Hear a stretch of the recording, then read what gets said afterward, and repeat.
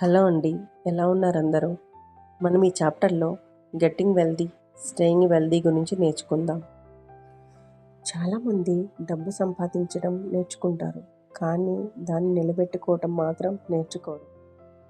అందుకే కొందరు ధనవంతుల్లాగా మారినా కొంతకాలానికి అన్నీ కోల్పోతూ ఉంటారు. ఎందుకు అంటారు?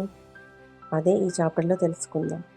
డబ్బు సంపాదించడానికి కష్టం, తెలివి, కొన్నిసార్లు అదృష్టం కూడా అవసరమవుతుంది. కానీ ఆ డబ్బును చాలా సంవత్సరాలు కాపాడుకోవాలంటే ఓపిక, క్రమశిక్షణ, సరైన నిర్ణయాలు అవసరం.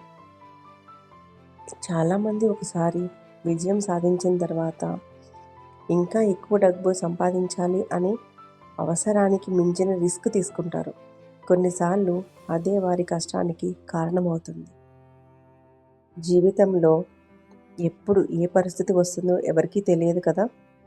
అందుకే సంపాదించిన డబ్బులో కొంత భాగాన్ని భవిష్యత్తు కోసం దాచుకోవాలి. అదే తెలివైన ఆర్థిక నిర్ణయం. ఈ చాప్టర్ మనకు చెప్పే ముఖ్యమైన విషయం ఏమిటంటే, డబ్బు సంపాదించడం ఒక నైపుణ్యం, కానీ దాన్ని కాపాడుకోవడం ఒక అలవాటు.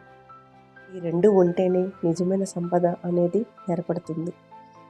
ఎక్కువ సంపాదించిన వారే ధనవంతులు కాదు, సంపాదించిన దాన్ని జాగ్రత్తగా నిలబెట్టుకున్న వాళ్ళే నిజమైన ధనవంతులు.